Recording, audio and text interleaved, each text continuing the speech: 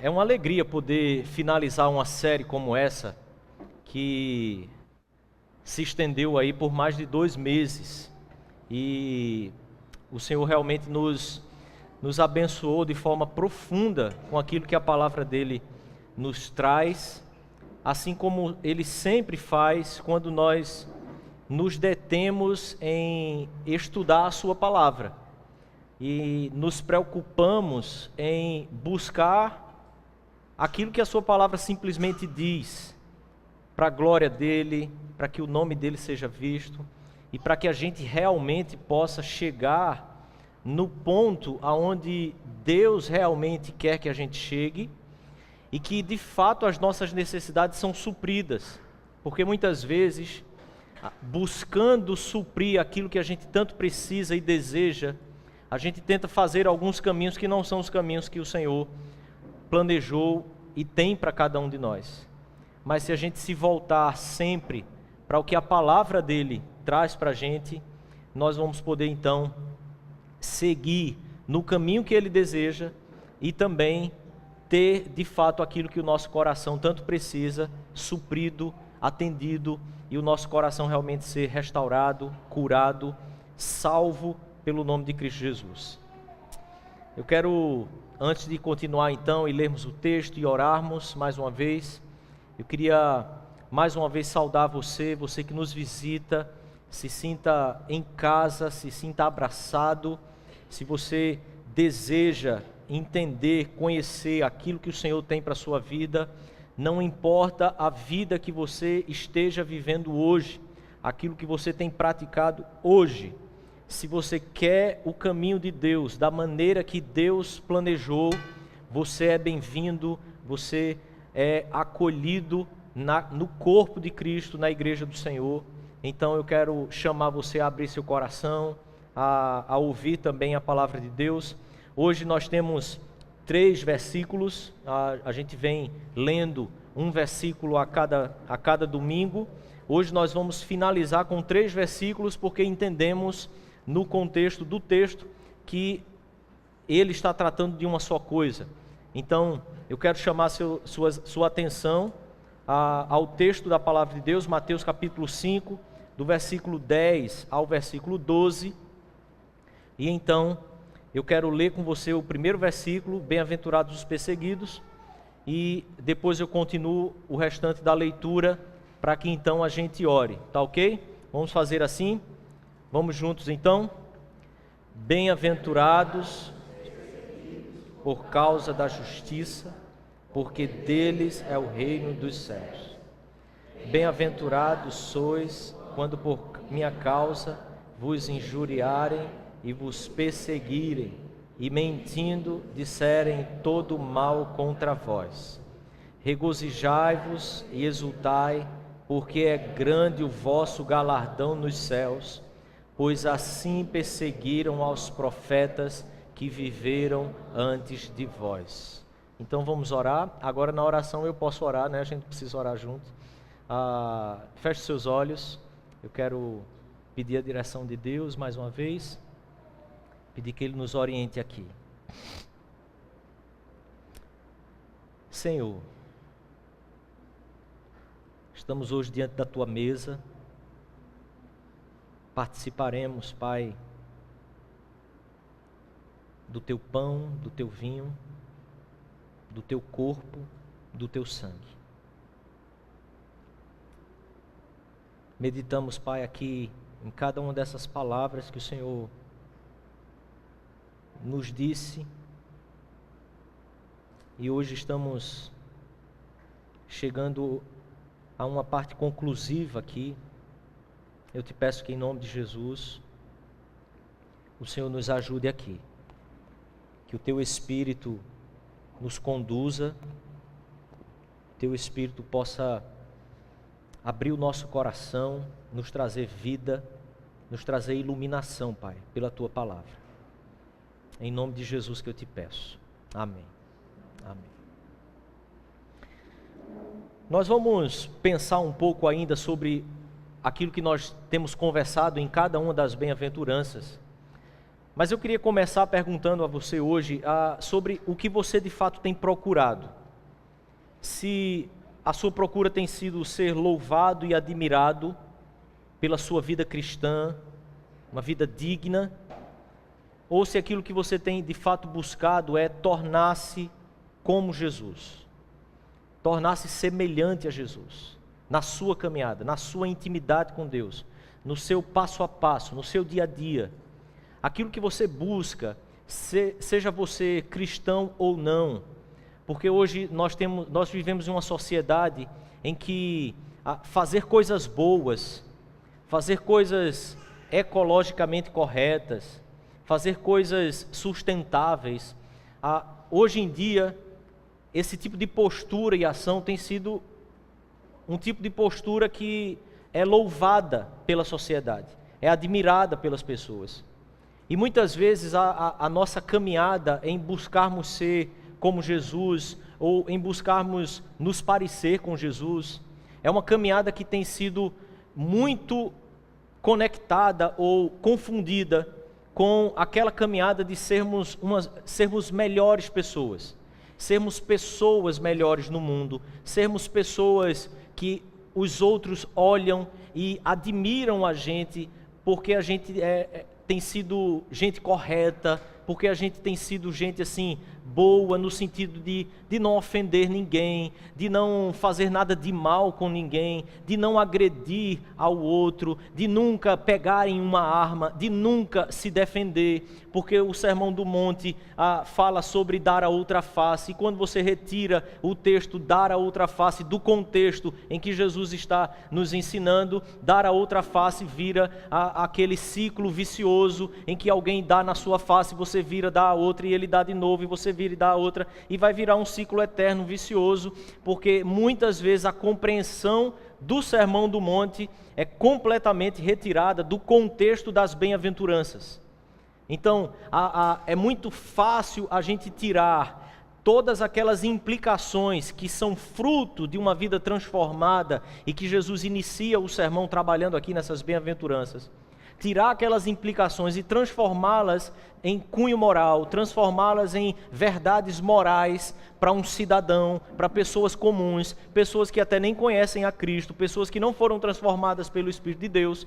Você transformar essas coisas em verdades morais faz com que muitas vezes a gente busque aquele tipo de postura quando nós não temos a vida em nós, gerada pelo Espírito de Deus, que de fato nos dá toda a condição para poder experimentar isso. Por isso cabe muito bem a pergunta, antes de continuarmos pensando aqui, o que eu e você realmente temos buscado para a nossa vida. O que eu e você buscamos para a nossa vida diante da sociedade, o que eu e você buscamos para a nossa vida nas relações com os nossos irmãos, o que eu e você buscamos quando estamos realmente buscando obedecer a palavra de Deus. Quando estamos buscando fazer aquilo que a palavra de Deus nos orienta, qual é de fato a nossa intenção?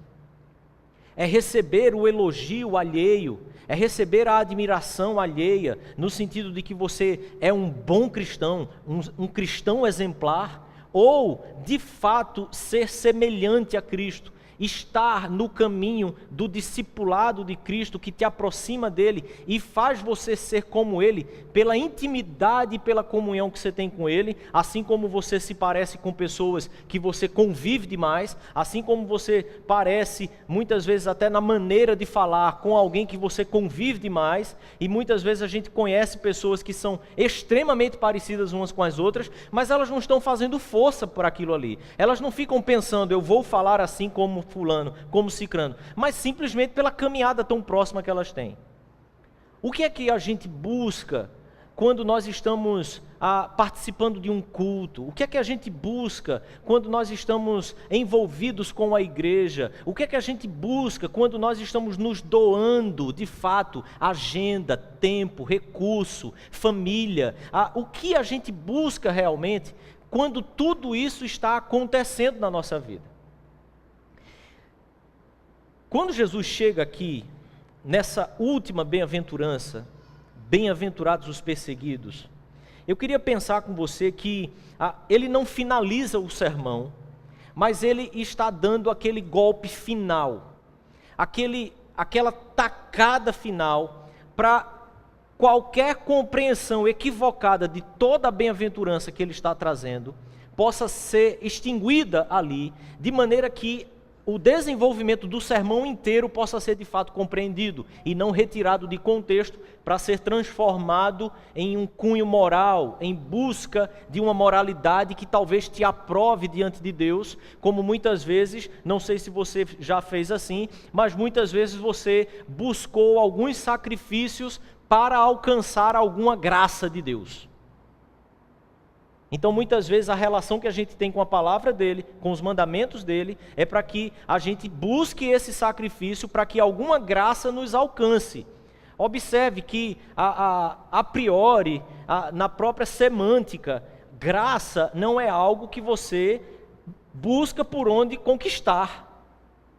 E que quando nós olhamos para os mandamentos de Deus, para aquilo que é a realidade dos bem-aventurados, como um caminho de esforço para alcançar alguma graça, nós estamos interrompendo o próprio fluxo do raciocínio do texto, interrompendo toda a verdade bíblica exposta no Evangelho, na palavra de Deus. Jesus está nos dando o golpe final, porque a felicidade objetiva que nós temos tratado aqui desde o início, e o tema da nossa série é exatamente essa felicidade, que é uma recompensa para a nossa alma. Essa felicidade objetiva, ela é dos perseguidos, e observe grifado em negrito, para que fique bem claro, por causa da justiça.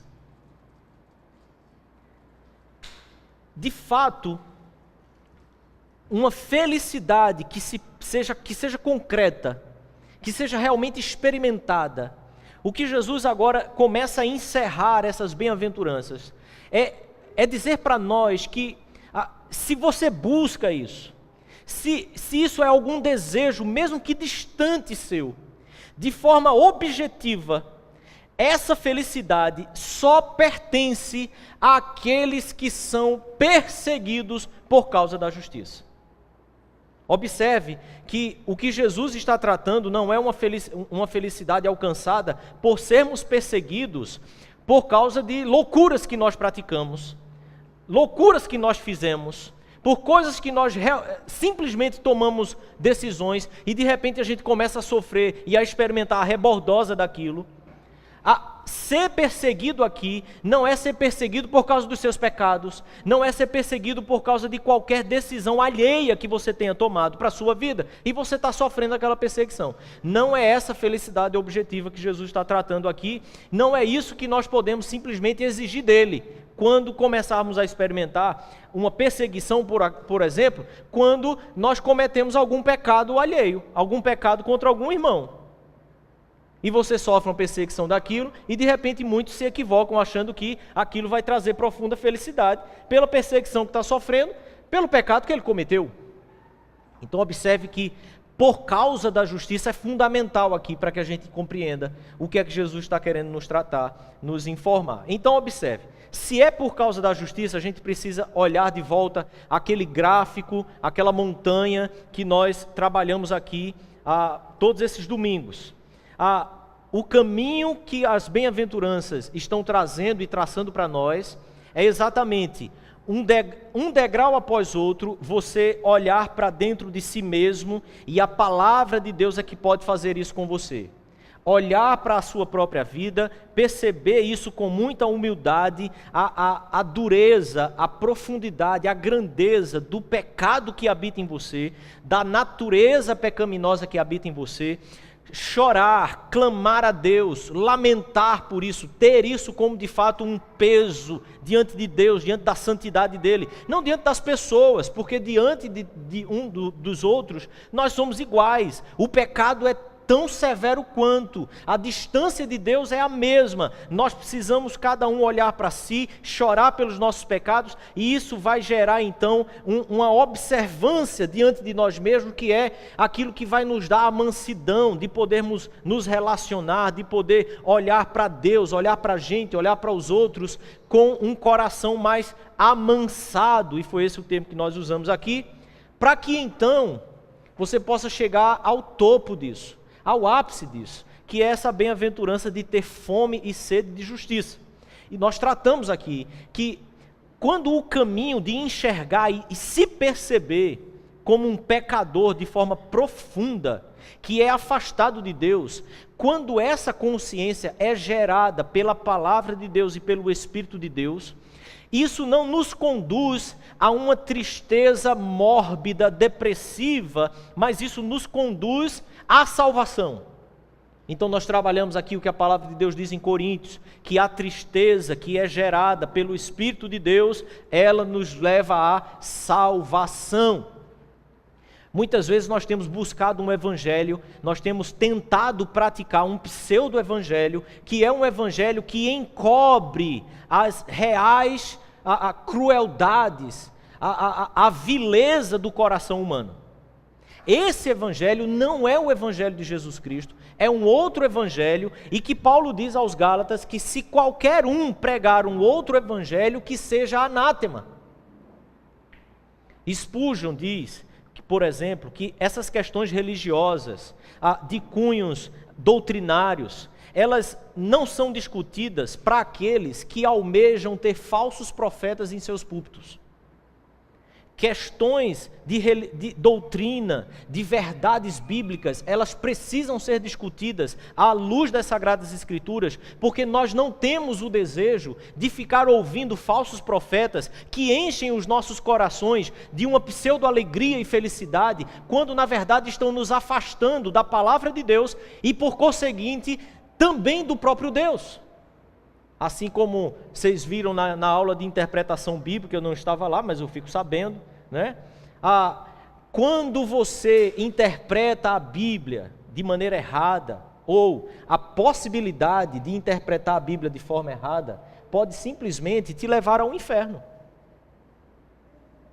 Observe, quando a palavra de Deus, que é a revelação de Deus para a nossa vida, Deus se revelando a nós começamos a olhar para ela e interpretá-la ao nosso bel prazer. Querido, o caminho que você pode estar fazendo é simplesmente o caminho que vai desembocar, a ponta disso, o abismo que isso vai te levar, é o que vai te levar para o inferno. Porque eu e você precisamos entender que bem-aventurados são aqueles que almejam, que têm fome, que têm sede pela justiça de Cristo impressa e operante na sua própria vida, no seu próprio corpo. Porque é isso que nos conduz ao caminho de Deus, à plenitude de Deus, à plenitude de vida, a uma felicidade plena, que é o termo que é bem-aventurado. Certamente não é outra coisa que você procura. Eu sei que é isso que você quer, é isso que eu também quero, mas nós precisamos entender que é preciso almejar por essa justiça de Cristo em nós, porque a promessa de Jesus é: essa fome e essa sede, ela será farta, será suprida. Nenhum outro desejo existe a promessa tão segura de que será suprido. E muitas vezes nós estamos buscando, almejando caminhos que no final das contas não nos trarão a real felicidade que o coração clama, mas que muitas vezes o nosso pensamento, nossa ilusão, acredita que a gente vai encontrar em outras coisas que não na palavra e no caminho do Evangelho. Quando chegamos a esse ponto, a esse ápice, eu e você então começamos a desenvolver um coração voltado para a miséria, que é o termo misericórdia. Então nós começamos a descer os degraus dessa montanha, e simplesmente a descida é um fluxo que vai fluindo desse processo que se estabeleceu, de uma perspectiva que se volta para dentro de si e percebe o quão distante, o quão pecadores nós somos diante de Deus. E o fluxo que vai gerar em nosso coração é esse fluxo de vida que faz o nosso coração se voltar para a miséria, se voltar para a misericórdia. Misericórdia, a miséria de nós mesmos, a miséria do outro. E tratamos aqui que essa miséria é exatamente não apenas o pecado em si, essa misericórdia não é voltado para o pecado em si, mas para até mesmo as consequências daquele pecado vivido, praticado, e que leva a pessoa a começar a desenvolver uma vida tão desgraçada, tão miserável que se compadece das consequências, não apenas daquilo que foi praticado lá atrás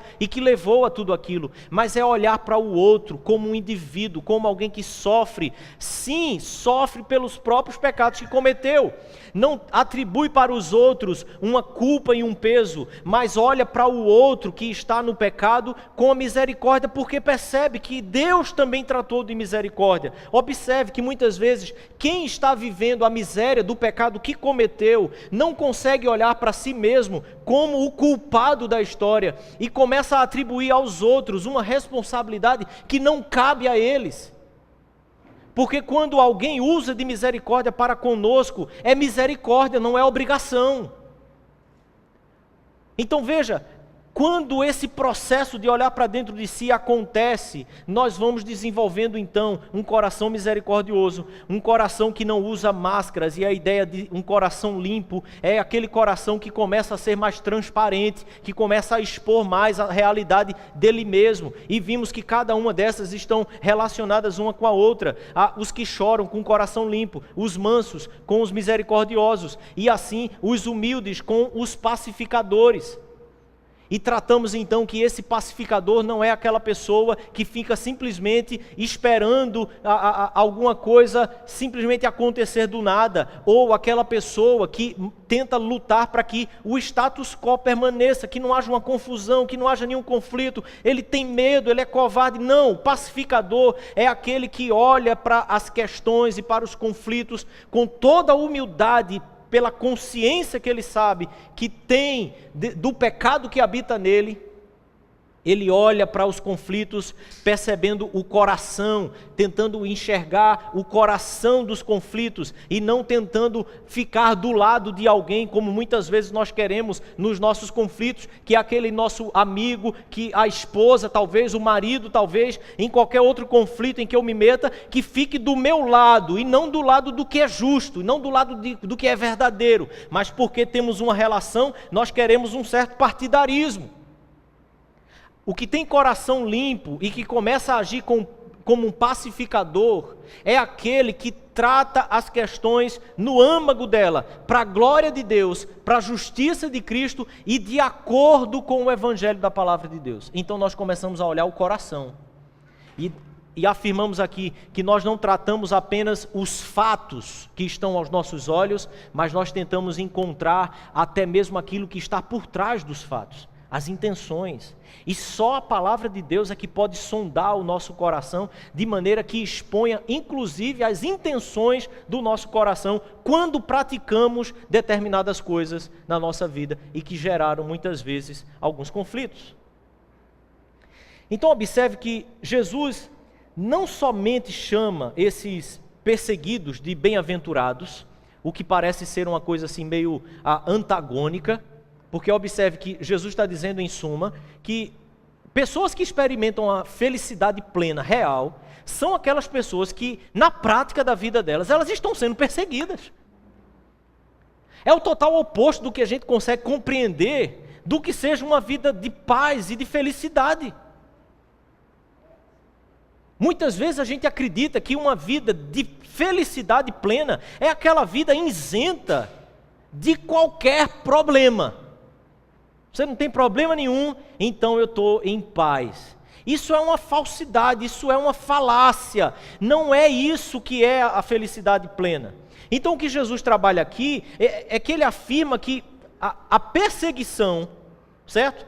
De alguma forma, é um componente essencial para a vida cristã. Observe, porque quando ele finaliza a bem-aventurança aqui com os pacificadores, o arremate de tudo isso é: bem-aventurados sois quando vocês forem perseguidos por causa da justiça.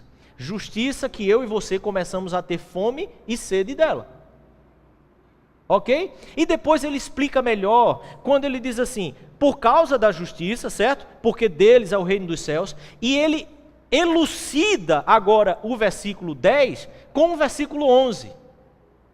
Bem-aventurados sois quando, olha, por causa da justiça, por minha causa. Ok?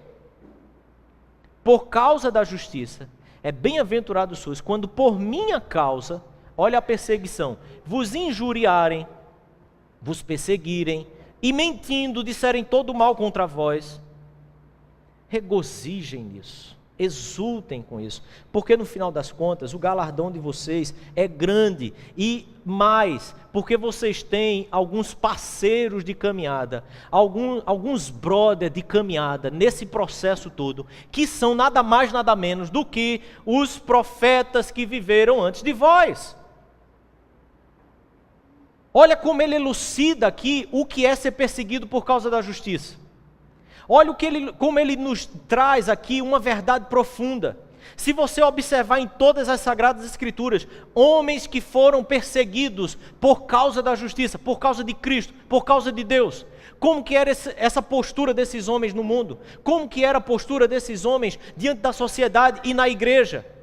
Quando você olha para Daniel, por exemplo, e num período como esse de eleição, em que nós muitas vezes podemos sofrer perseguições, não por causa de Cristo, mas por causa de ideologias político-partidárias, e que muitas vezes nós confundimos, colocando essas ideologias político-partidárias como se elas fossem verdades bíblicas, como se elas fossem verdades de Jesus, porque nós cometemos primeiro o erro aqui, como nós afirmamos no início. Nós pegamos o Sermão do Monte, tiramos de contexto e transformamos eles em verdades morais que as pessoas precisam buscar, mesmo que elas não tenham sido alcançadas e transformadas, regeneradas pelo Espírito de Deus. Ora, quando Jesus pregou o Sermão do Monte, não foi porque ele queria instaurar um reino aqui na terra. Quando Jesus trabalhou todas aquelas verdades, é porque ele estava trabalhando verdades do reino de Deus. Verdades que eram dos céus, para que eu e você, transformados pelo Espírito dele, pudéssemos viver aqui na terra como nos céus. Então, os judeus que estavam esperando um Messias que viesse com armas, ganhar o poder, eles ficaram frustrados quando Jesus simplesmente diz, bem-aventurados os mansos. Não é com essa confusão toda que você vai ver o reino de Deus na terra, que você vai experimentar o reino de Deus na terra. Então observe, ser perseguido é por causa de Jesus. É por causa da verdade da palavra de Deus. Aqueles que se tornam pacificadores pelo caminho do Evangelho, eles serão perseguidos. Essas pessoas que são perseguidas, são pessoas que renunciaram totalmente qualquer realização moral. Elas renunciam qualquer currículo espiritual que ela possa ter. Observe que nós começamos aqui perguntando o que você realmente tem buscado. Qual tem sido a sua busca quando você tem buscado obedecer a palavra de Deus? Se for um currículo espiritual, querido, os perseguidos que são realmente felizes, eles renunciaram tudo isso. E por isso eles são perseguidos, por causa da justiça de Cristo. Aqueles que têm experimentado perseguição como uma realidade de vida presente, uma realidade inclusive futura, do que se planta hoje no presente, por ter a certeza de que pertence a Deus realmente.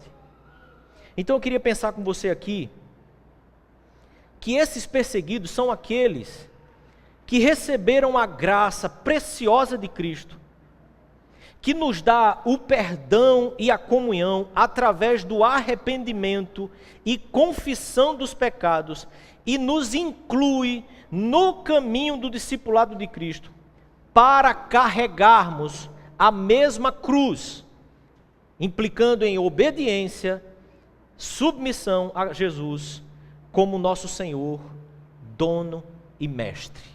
Ficou grande, né? A realidade dessas pessoas que Jesus se refere aqui, são pessoas que receberam uma graça de Cristo tão preciosa. Essa graça que nos dá um perdão, ou seja, antes ela primeiro informa, anuncia a você a realidade da sua distância de Deus, da sua inimizade com Deus, para que então você se arrependa e ela te dê perdão, ela te traga comunhão com Deus através do seu arrependimento e confissão dos seus pecados. A graça que Jesus nos oferece, a graça que recebemos e que nos leva a termos esse crivo de termos a perseguição na realidade da nossa vida, ela nos leva à confissão de pecados, nos inclui no caminho do discipulado de Cristo, para carregarmos a mesma cruz, implicando então em obediência, submissão a Jesus como nosso Senhor. E a palavra dono aqui é para que fique mais claro a respeito de Senhor e Mestre. Dono, talvez no nosso contexto fique um pouco mais claro. Ele é o nosso dono. Mas observe que nós temos, por exemplo, alguns inconscientes coletivos que trazem algumas verdades sobre o crente, que seria mais ou menos aquilo que a gente assiste em alguns filmes cristãos, que o crente genuíno é aquele camarada legal. O crente genuíno é aquele cara assim, que você vê nos filmes, né? Ele está na escola e ele é aquela pessoa que todo mundo gosta dele. Ele é o cara que faz bem tudo o que ele faz. Se ele pratica esporte, ele pratica bem. Se ele estuda bem. Nas relações, ele se dá bem com todo mundo. Ele não tem problema nenhum. Normalmente, quando eu e você olhamos para a figura de crente ideal, nós imaginamos que aquela pessoa que segue a Jesus é a pessoa mais legal, ou deveria ser, a pessoa mais legal da face da terra. Que ninguém teria nada a dizer contra ele. É ou não é assim? Quando você conhece aquele camarada que você diz assim, bicho, se alguém tiver alguma coisa contra fulano, essa pessoa que tem algum problema. Então você pensa assim, esse seria o perfil de um crente assim, alguém que conhece realmente a Jesus. Mas aí eu queria chamar você a olhar um pouco, imaginar para o próprio Jesus. Olhar para ele, que foi totalmente perfeito. E aquilo que ele suportou na vida. Observe o que o homem natural provocou ao Cristo homem. O que foi que ele sofreu? Ele foi só crucificado.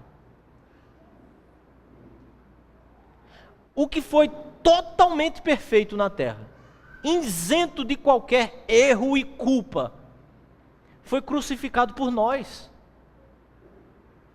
E nós ainda, muitas vezes, mantemos uma ilusão de que o crente genuíno, o discípulo genuíno de Jesus, é aquela pessoa que o mundo aplaude. Ele não foi aplaudido na cruz. Pelo contrário. Escolheram o bandido. Escolheram o ladrão. Isso a gente faz sempre, a cada 4 anos. É assim que nós fazemos. Imagine então que pessoas boas, pessoas do bem, pessoas abnegadas, nobres, pessoas caridosas, são pessoas aplaudidas no mundo hoje. Ou não é? São pessoas que o mundo aplaudem. Pessoas que são como Jesus são perseguidas. Não há como mudar isso. Queria citar mais uma vez aqui o Thomas Watson.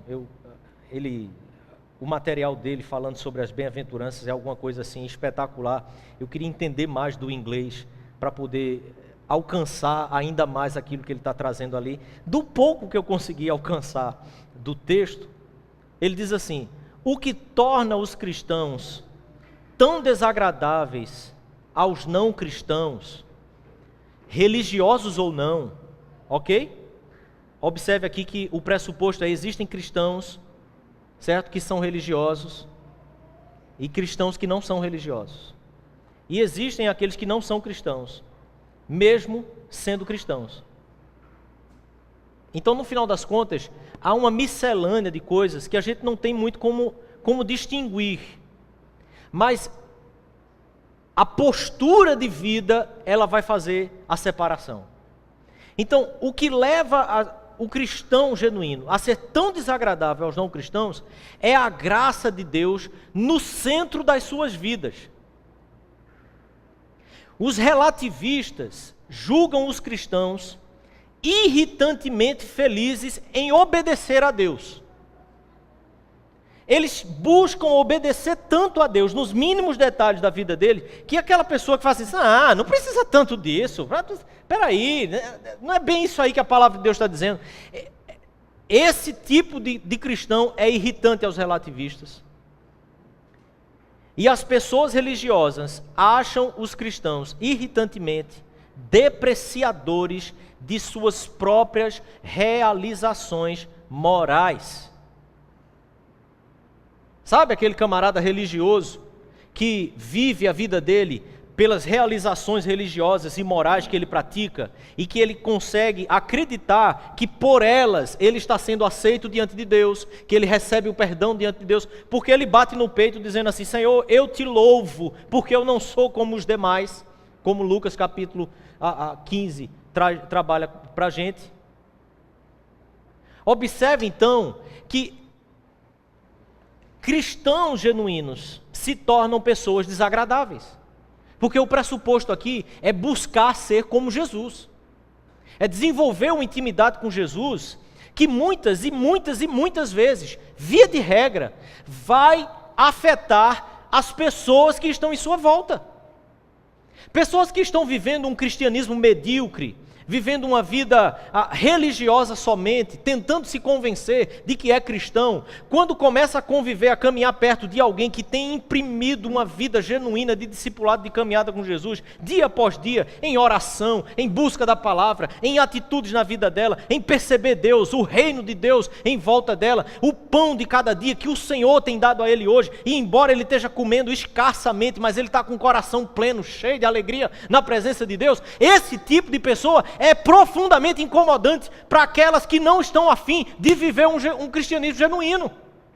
Para aquelas que tentaram trazer uma roupa ao cristianismo como uma roupa capitalista, talvez. Um cristianismo que muitas vezes ele é provado por realizações espetaculares dos crentes. Crentes que começam a crescer financeiramente e ele usa aquilo para provar que Deus está na presença da vida dele, está presente na vida dele. Discípulos genuínos de Jesus são perseguidos por isso, porque não importa o que está acontecendo em sua volta, eles são bem-aventurados. E por isso eles são perseguidos.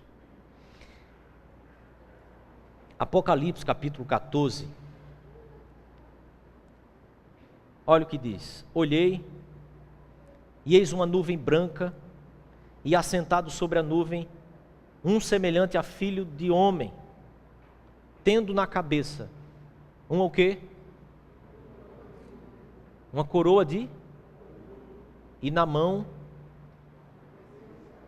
uma foice afiada. Você sabe quem é esse? Jesus. O maior modelo de pacificador. Jesus com a coroa de ouro na cabeça, mas que antes dessa coroa usou uma de espinho. Esse que usou, o Rei dos céus, que usou a coroa de espinho antes de usar a coroa de ouro, não tem biblicamente um perfil como muitas vezes nós tentamos descrever o que seria um discípulo genuíno de Jesus. Então vamos pensar um pouco aqui sobre de fato o que é ser esse cristão, para que a gente finalizasse. E eu queria citar, eu não podia no último não citá-lo, o R.W. Glenn, e ele diz assim, para definir um pouco mais sobre o que é esse perseguido por causa da justiça. Os cristãos receberam a justiça totalmente perfeita de Jesus como um dom, como um presente. E o resultado é que nos tornamos cada vez mais semelhantes a Ele.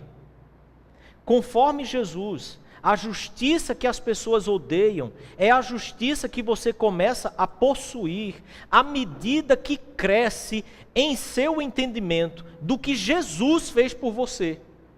É a justiça que você pratica apenas por obedecer ao Evangelho. Obedeça ao Evangelho e você será perseguido. Obedeça ao Evangelho e a bem-aventurança será realmente a realidade mais profunda que você vai poder viver. Com a parceria incomparável de todos os profetas que viveram antes de nós. Então, ser perseguido ou a perseguição é um crivo que de fato atesta todo o processo que nós trabalhamos aqui como degraus, que você sobe e depois flui numa descida natural por desenvolvermos todo aquele processo. A perseguição é um crivo dos bem-aventurados. Cabe sim a pergunta: eu tenho sido perseguido? Ou eu tenho buscado mais ter uma postura que não incomode ninguém? A postura que não incomoda ninguém não é a postura do Evangelho, é a postura da covardia. Por isso você precisa sondar seu coração. Se o que realmente acontece é fruto de uma covardia, que há arrependimento e perdão para isso, ou se é fruto ainda da ausência de um novo nascimento genuíno em Cristo Jesus, que também há esperança para isso, arrependimento e perdão. Porque a perseguição é um crivo real para quem quer simplesmente obedecer ao Evangelho, porque quer se parecer, porque quer ser como Jesus. É buscar a obediência simples e concreta. É não complicar os processos. Querido, você sabe o que o Evangelho tem chamado você a fazer, simplesmente obedece. Não cria estruturas psicológicas, sociais, não cria estruturas ou dificuldades que existem em todos os lugares, porque nós estamos no mundo, nós não estamos no céu. Ser o bem-aventurado que é perseguido é exatamente buscar essa obediência simples. É assim que a palavra diz? Então é assim, querido. Não tem muito o que fazer. Ponto. É uma obediência concreta. É uma obediência que não é subjetiva, que não é abstrata. Não é uma obediência que busca interpretações alegóricas em cima de coisas que Jesus simplesmente disse. É assim. É a obediência simples. Obedeça. Mas também é entender que caminhar com Jesus é um discipulado custoso no dia a dia. Caminhar com Jesus custa caro para o seu dia a dia. A cruz que Jesus nos chamou a carregar, já diria um jovem pastor amigo meu, ela não tem rodinhas. É pesada. É cruz mesmo. Mas às vezes a gente fica tentando ajustar o negócio, tornar mais fácil. Bota uma rodinha aqui, uma almofadinha no ombro, e a gente vai tentando viver a experiência do discipulado de Jesus do nosso jeito e não do jeito dele. Aí ele leva coroa de espinho, ele leva chicotada, mas você não precisa disso. Não é assim o Evangelho, muitas vezes, que nós temos ouvido e experimentado? É custoso, querido, no dia a dia. Observe o que ele diz em João, capítulo 15, versículo 18 a 20.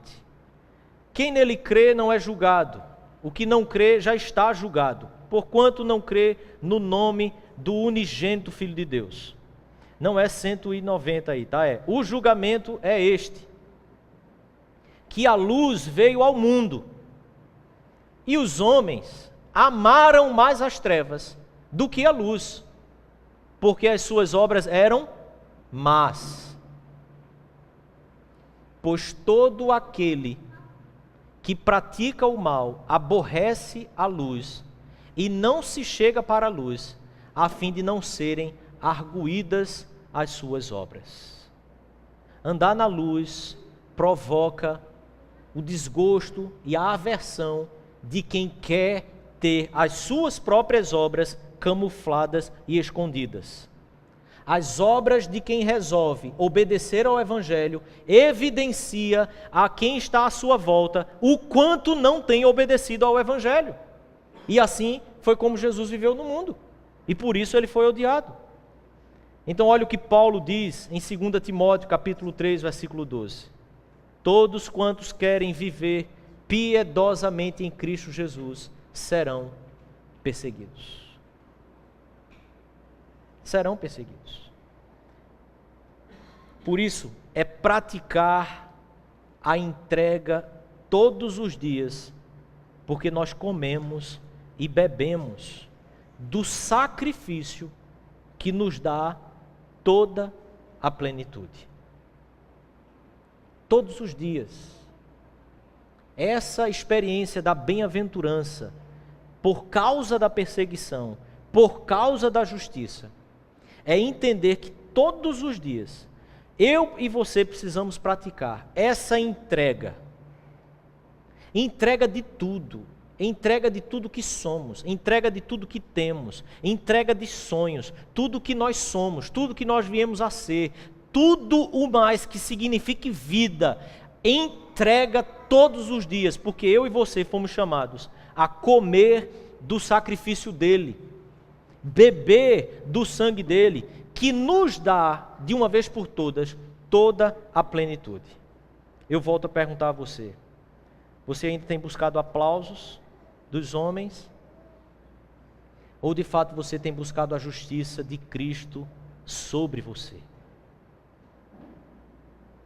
Não custa lembrar então, antes de participarmos da mesa do Senhor, a felicidade objetiva é dos perseguidos por causa da justiça.